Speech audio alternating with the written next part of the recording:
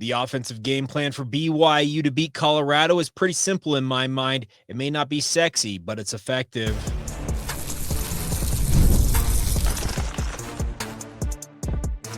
You are Locked On Cougars, your daily podcast on the BYU Cougars, part of the Locked On Podcast Network, your team every day. What's up, everybody? Welcome into Locked On Cougars, your daily podcast focused on the BYU Cougars. I'm Jake Hatch, executive producer at the KSL Sports Zone in Salt Lake City, Utah, and a 14-year credentialed media member at BYU. I am your resident expert and insider, your host here on this podcast, and as always, thank you for making Locked On Cougars your first listen of the day. Coming up on today's show, we are going to talk about BYU's offensive game plan to beat the Colorado Buffaloes on Saturday, and it might be a little bit of a rinse and repeat from the previous three games BYU has played this year. We'll explain. Then we're going to talk about another formula for BYU to remain undefeated on the season, and is it really as simple as some make it out to be? Sure looks that way, and we'll delve in more into that momentarily. Then we'll finish up today's show on the basketball front. We have some early indications of what to expect from the Big 12 schedule. It's supposed to drop today. We'll do a full reaction on it tomorrow, but we'll get to what we got on today's show. It's all brought to you today by our friends over at Game Time. Download the Game Time app today, create an account, and redeem the promo code LOCKEDONCollege for $20 off your first purchase. All right, let's get right into it on today's show. And the simple fact in my mind of how BYU goes about beating Colorado on Saturday is ground and pound. Now, that may seem ultra simplified. It may seem like I'm speaking and making it seem like you can just do one thing and beat the Colorado Buffaloes, but the proof is in the pudding. The reason I say that is if you look at Colorado's first four games of the season, the two games that they have been able to win, they have been able to hold their opponents under 200 yards rushing. When they have not been able to do that, and those two opponents are, speaking of the ones they've beaten, are G5 or G6, I should say, opponents, those being Delaware and Wyoming this past weekend. The two times they have faced fellow Power 4 programs, they have given up an average of 260-ish yards. It's the math is eluding me right off the top of my head. It's 320 yards they gave up to Georgia Tech in their season opener, and then it was 209 yards given up to Houston just a couple of weeks back. Well, that should bode very well for BYU's offense right now, because if you're keeping track at home, BYU on the season is averaging healthy 265.7 yards per game. And in fact, that number came down last week against East Carolina. BYU went into that game against ECU averaging north of 300 yards rushing, which was second most in the entire country on average, behind, the Naval Academy, who makes their bones running the football with impunity. BYU should be able to ground and pound Colorado to death on Saturday night, and that's why I say it may not be sexy, but it's very effective. The best way to keep a crowd from getting into the game is to hold on to that football, score points, and make it absolutely miserable for the opposing defense. You absolutely wear them out. To use the boxing analogy, they take body shot after body shot, and then when you get into they call the prize fighting rounds, like we're talking late third quarter, fourth quarter, that's when you start landing your haymakers, and that's when you really make them pay for it. That's why I think BYU's formula for success against Colorado on Saturday night is really no different than what it's been for the first three games BYU has played. And in fact, it's kind of BYU's formula for success going back the entirety of Aaron Roderick's tenure as BYU offensive coordinator and as Kalani Sitake's run as BYU head coach. And that is run the ball effectively, run it some more, and make your opponents essentially beg for mercy. Does that mean that they're not going to throw the football? Absolutely not. They'll absolutely throw it when they deem necessary. And there's a great play, a great example of what the running game can set up for BYU that came in that game against East Carolina. There was a couple of play designs on play action by Aaron Roderick I found absolutely dazzling. And I use that term because I am a guy that loves great play design in college football. Well, Dan Casey, who is a well-known celebrity on social media, this is the touchdown pass to Carson Ryan in the second half that really broke things open. I'm going to throw this video up here. If you're watching this on YouTube, or you can go follow Dan Casey on social media, look at the play design on this. And the reason why it all works is because BYU was jamming that ball down ECU's throat all night long. And when they thought they had it bottled up, you put them in the blender, and all of a sudden, you find Carson Ryan wide open for a touchdown. Here's a look at that play. So there you go. Bear Bachmeier wheels around. Carson Ryan acts like he's going to be blocking on the play, and all of a sudden he just sneaks out of the backfield on a little bit of a wheel route right into the left center area of the field with no defender within at least 5, maybe 10 yards of him. And that's about as easy a pitch and catch as you're going to have in college football. That's what Bear Bachmeier delivered for BYU on Saturday night. I said it earlier this year on the podcast, for those of you who are everydayers, and I've reiterated it multiple times, that the biggest thing BYU can do to help Bear Bachmeier settle in as the starting quarterback for the BYU football program is to make his life as easy as possible. And you know how you do that?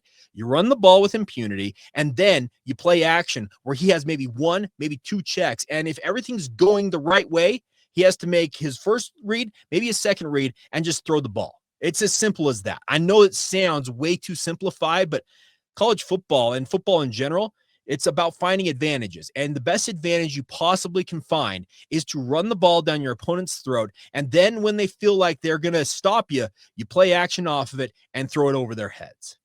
It's a really, really simple yet effective way I think BYU absolutely should go into this game against Colorado expecting to do. Now, do I expect the Buffs to offer more resistance than they have earlier this season? Yes, but if a program like Georgia Tech, who runs pretty darn well, can go for 320 yards, and a program like Houston, who I consider to be more of a finesse versus a power team at this juncture in their kind of evolution, speaking of the Red Cougars down there in Houston, if those teams, Houston can go for 200 plus, and Georgia Tech, who prides themselves much like BYU on being a power run, a power dominant football team, BYU should be going into this game thinking, all right, Colorado, prove you can stop it. That does not mean that they're not going to take the ball out of Bear Bachmeier's hands. It's going to be the LJ Martin show, but LJ Martin has 3 career 100-yard games. He's got 2 career 100-yard games coming into this season. First 3 games of the year, all over 100 yards. He's got to be salivating at the thought of running roughshod against the Colorado Buffaloes because he absolutely looks like a man amongst boys out there. He's one of the nation's leaders in rushing yards on average in terms of overall yards per carry. He is one of the nation's leaders in yards after contact. And his balance, his vision, his overall play this year, it's elevated to a whole new level. And he's got to be excited to see what it shows on film, at least from my vantage point, and the stats say about the Colorado Buffaloes. Now, the other formula for success for BYU is pretty simple. Kalani Sitake has a pretty incredible record when one particular stat favors the BYU Cougars. And much like we just talked about with the run game, is it really that simple? Well, history says it is because there's a long, long track record of it. And we'll explain what that is next, right here on Locked On Cougars. Today's show is brought to you by our friends over at Square. Now, your favorite neighborhood spots are running on Square. The best part about being in Provo or the greater Utah Valley area, places like J-Dog, Black Sheep Cafe, Thrift Hood, if you're trying to get the latest threads when it comes to BYU vintage wear, they all run on Square. There are certain businesses that make your neighborhood truly feel like home. I think we can all think of those. The best part is these are the places that bring people together. And when the neighborhood businesses thrive, the whole neighborhood thrives. And that's why I want you guys to check out these businesses that are working with Square in the greater Provo area. Everybody obviously wants to support local businesses, and that's why you guys should go and check out companies and businesses that are running with Square. Those local spots are what make the neighborhood feel like home, and so many of them, as I said, run on Square. Square is a proud partner of more than 4 million neighborhood businesses around the world, including many in the Provo area. You can go to square.com/go/lockedoncollege to learn more now. But before you do, go support your favorite neighborhood spot. You'll be happy you did. It's all courtesy of your friends over at Square. See you in the neighborhood. Today's show is also brought to you by our friends over at Game Time. Now, college football is back, having a great time. We're a quarter of the way through the season already. It's flying by everybody, but the tailgates, the rivalries, the energy in the stands, there is nothing like it. But the one thing that can be a little bit of a letdown is trying to get the tickets to the games you want to go to. Endless queues, hidden fees, prices jumping at checkout. That's why I want you guys to check out Game Time, the app that I use that gives the advantage back to the fans. It is the easiest way to score last-minute tickets at the best prices with no surprise fees. What you see in the app is what you pay. It's my favorite feature of all the features that Game Time has. They also have super simple features like you can see exact seat view from your seat that you'll be sitting at the venue in right there in the app. They have zone deals. Pick the section. They pick the seat, speaking of game time, and you save money. The best part is it's faster, cheaper, and less stressful than any other way to buy tickets. So take the guesswork out of buying your tickets and do it with our friends over at Game Time. Download the Game Time app, create an account, redeem the promo code LOCKEDONCollege for $20 off your first purchase. Terms apply. Again, that's the promo code LOCKEDONCollege for $20 off. Swipe, tap, ticket, go. Download Game Time today. Thank you once again for making Locked On Cougars your first listen of the day. Hope you all are doing fantastic out there in Cougar Nation. I appreciate all your patronage. I continue to meet people who tell me they're everydayers and listening to the show on an everyday basis. Absolutely means the world to me, the support you guys have lent us over the last 7 years and change. We've been doing this show, and don't plan on stopping anytime soon. So please continue to subscribe, rate, review, share this with your family and friends, and tell them, hey, it's daily BYU content that you cannot find anywhere else. And we are your original daily podcast focused on all things BYU basketball, football, and literally everything in between. All right. When it comes to BYU winning games this season, there has been one thing that I have been maybe more impressed with Bear Bachmeier than anything else. Well, what is that, Jake? Is it his passing yards? No. Is it his unique number? No. Is it the fact that he can run with impunity and really jam it down the throats of opponents? Yes, if you're noticing, the word of the day is impunity today, everybody. But the bigger point to be had here is, as a freshman quarterback, there is one thing that usually comes with youth and inexperience in college football. What is it? Turnovers. If you've been paying attention, Bear Bachmeier has how many turnovers this season already? If you guessed 0, you're absolutely correct. Through 3 career starts, he has 0 giveaways, fumbles, interceptions, and the like. It is quite remarkable, even though the level of competition may not be what many expect it to be going forward as BYU kicks off Big 12 play here. But if there is one thing that is going to help BYU win more games than not, it's the turnover margin. I heard this on Coordinator's Corner yesterday. Jay Hill and Gregor Bell were talking about what the turnover margin and not losing the ball, I guess giving it away for BYU means. And Gregor Bell pulled it right out of thin air. I don't know if he had it in his notes right there on the teleprompter, but in Kalani Sitake's now almost 10 years as the head coach at BYU, 9 seasons and change, he is 34-4 when his teams have 0 turnovers in the game. 34 wins, 4 losses. Then it almost gets better in a way that when BYU is +1 or better in the margin, and I think it was actually just +1 in the margin. So essentially BYU has 1 takeaway or 1 more takeaway than their opponents. Kalani's career record at BYU, 43-8. Telling you, track record suggests if BYU gets takeaways, does not give the ball away, BYU is going to win darn near 90+% of the ball games they play in. And Jay Hill added to that, saying that history in college football, and there's thousands upon thousands of games of analytics that back this up. I would imagine that he's not making this up on the spot. So 90+% of the time, you're going to win football games if you don't give the ball away and you take it away. BYU was very good last season. In fact, they led the country in interceptions. They were elite at forcing turnovers a season ago, and they're already off to a really, really good start. I think they got 4 interceptions already this year, and they have multiple fumbles that they have recovered as well. But if you're a freshman quarterback, which usually in the history of college football would suggest you're going to have growing pains, and I'm not going to say that Bear Bachmeier is going to go the entire rest of the season not turning the football over, but if he continues to care for the football and value it, that's the one thing Kalani Sitake is very clear about, is you value that football. You give that football away, you're going to find yourself benched. And Parker Kingston is the most recent example of that. He put the ball on the ground twice and punt returns the first 2 weeks of the season. Remember, he did it against Portland State. He did it against Stanford, and he lost that job. And it's unfortunate because he very well may never get that job back. And he's been in a pretty electric punt returner in his career at BYU.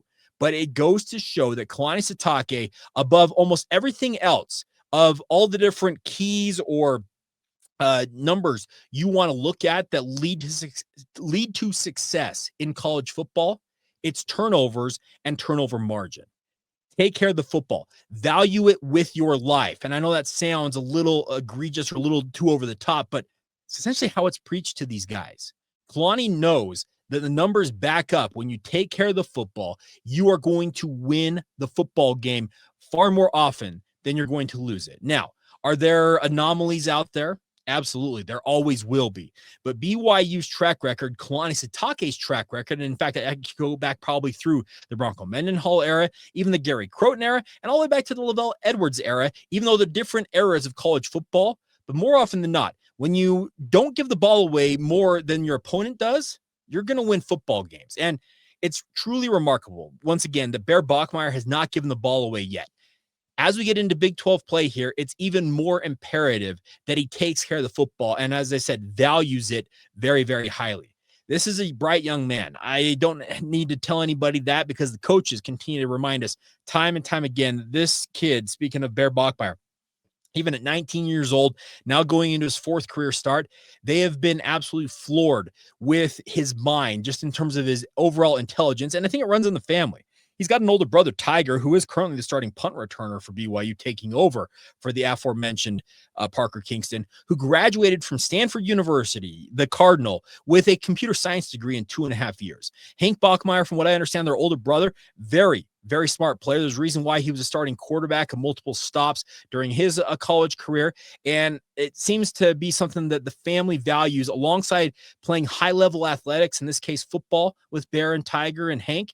They also value academics, and it translates to their smarts on the football field.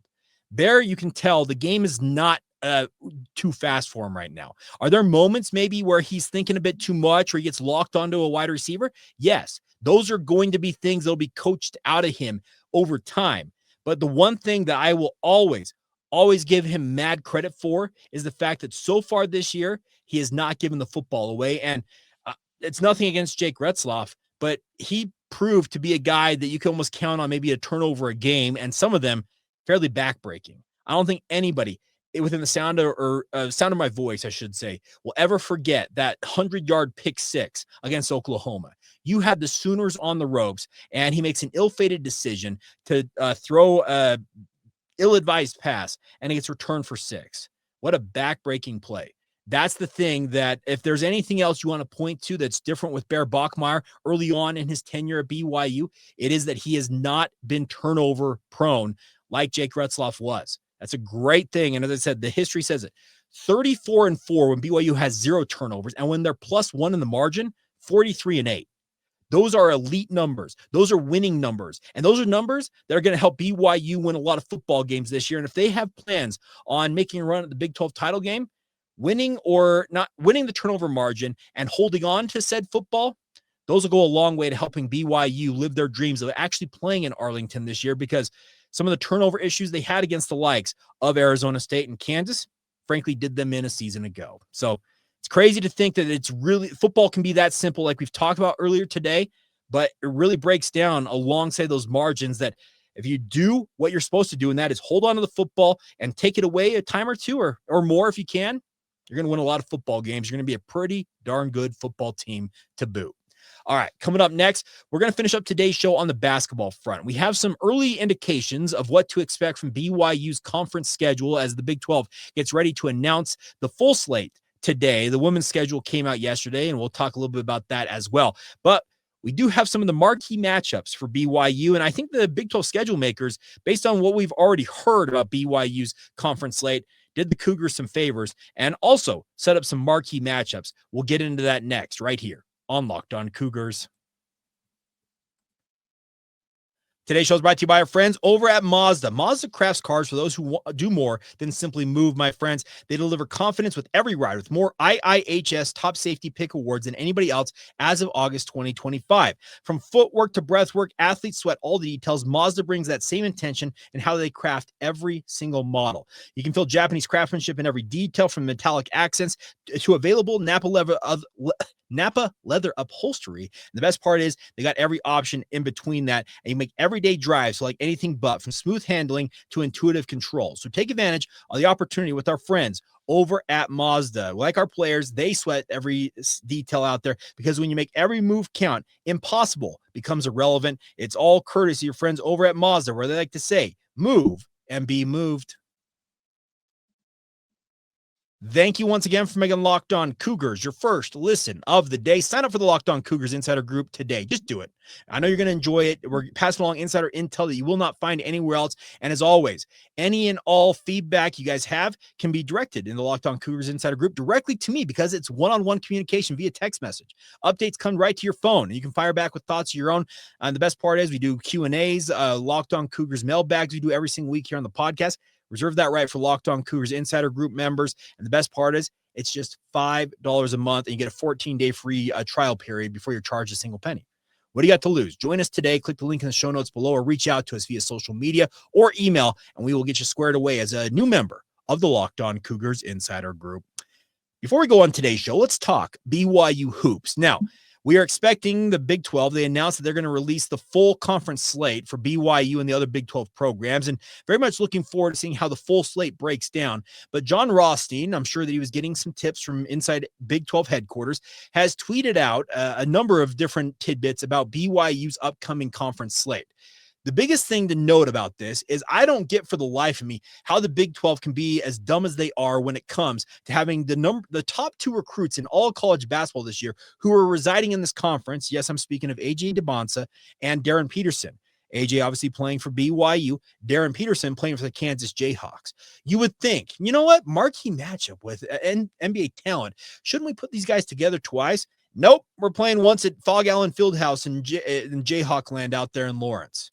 That's my really only major qualm with this schedule is why cannot BYU and Kansas get together for more than one date annually? They played the first year out there at Fog Allen Fieldhouse. Remember, it was an epic upset. My dad was there watching BYU pull it off, sitting alongside some Kansas fans he had traveled with, and they were absolutely floored. He had a great time, I'll just say that. And then obviously the matchup in the Marriott Center last year. Well, for the third straight year, just one matchup, and you're gonna like screw up and not have the top two prospects playing against each other. Maybe we see that. I'm speaking of BYU. Maybe they see Kansas in the Big 12 tournament or the like, but I just don't like that schedule part of it. The other things I do like about the schedule, though, include that BYU has their first Big 12 game on the road to open up Big 12 conference play. Now, typically you'd be thinking, well, that's not a good thing for BYU, but mind you, they will tip things off on January 3rd as the season gets going, the Big 12 season, I should say, gets going. And that actually is an advantage for BYU because school will not have started for winter semester. Therefore, you will not have your full complement in theory of students in the Rock there to cheer you on. Could that obviously be something that they get past? Sure, but BYU will open up Big 12 play at Kansas State. Great. Let K-State and let BYU visit K-State and then get back home when students are actually in the stands. I'm all for this, and I'm looking forward to seeing how the conference slate breaks down. As I mentioned, we'll do a full breakdown of it once we have it as an entirety, and we'll do that on tomorrow's edition of the podcast. But I like the fact that BYU opens on the road. Conversely, Utah, which I don't think January 3rd, they're going to have their students back either. They're hosting Arizona. That's a marquee matchup in the Huntsman Center. With the Wildcats coming to Utah, they have a history, speaking of the running Utes and the Wildcats, but it's a disadvantage considering they already don't have fan support up at the Huntsman Center. Remember the certain curtains that they've decided, you know what, we can't afford to close those curtains. But here's the thing. They need their fan support if they can get it. And having Arizona as your very first Big 12 game without your full complement of students potentially, not great. Now, other things to pay attention to is we already know that BYU is going to play a big Monday game against Arizona in early February. But then you also have BYU, as I mentioned, that same week going to Fog Allen Fieldhouse.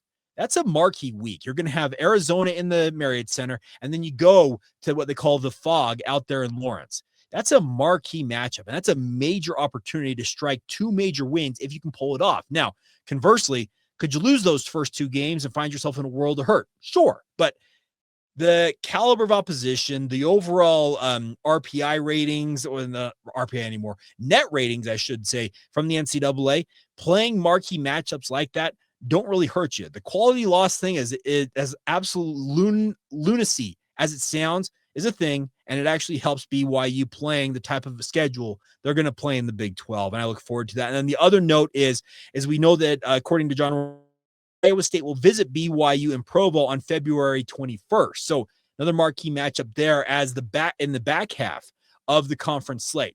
Does that mean the BYU might open up at Kansas State and go immediately to Iowa State? Do they only have the one date with the Cyclones? That remains to be seen, and we'll find that out today. But I look at this, the schedule is shaping up for BYU. We already know that they have scheduled an elite non-conference. And I know some of you are upset. They put out the ticket prices for the 3 games up at the Delta Center, which are not, by the way, included in your season ticket package as they had been in previous seasons. I'm talking about the game against North Carolina in terms of the exhibition season, and as well as the 2 others they'll have at the Delta Center. Ticket prices for that are pretty penny. I thought I saw this somewhere like $500.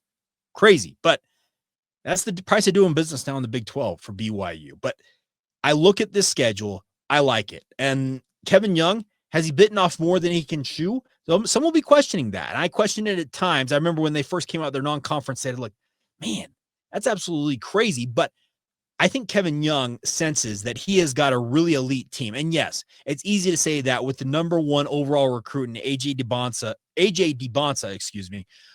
patrolling your lineup. He is a walking bucket. He is a proven two-way guy and very much looks the part of the potential number 1 pick in the NBA draft next year. Then you have a sharpshooter, just an absolute dog in Richie Saunders to play off of him as the most improved player in the Big 12 and all Big 12 performer returning. You had the rim running ability of Akeba Keita. You have the guy that is going to really set everything up in Robert Wright III. Kennard Davis Jr. apparently is showing very, very well. And go down this list. BYU's put together quite a fearsome squad on paper. And I don't think that they're fearing anybody, quite literally, on this schedule. Yeah, there are going to be some absolute dogfights, absolute just knockdown, drag-out war type games where you're going to find yourself going up by 1 and down by 1 every other possession. But isn't that what we want? We want to see elite basketball from the BYU basketball team. And that's what we are on paper going to be treated to this season. I'm here for it. I'm excited for it.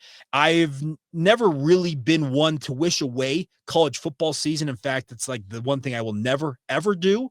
But I'm telling you, this BYU basketball squad, they have got me intrigued. They got me tantalized. And I'm ready to see how they go out and perform this season. Kevin Young has put together an incredible, incredible roster. Now, is it going to come together? Is it going to coalesce around one another? Are they going to fall flat on their face in the non-conference and have to rebound in Big 12 play?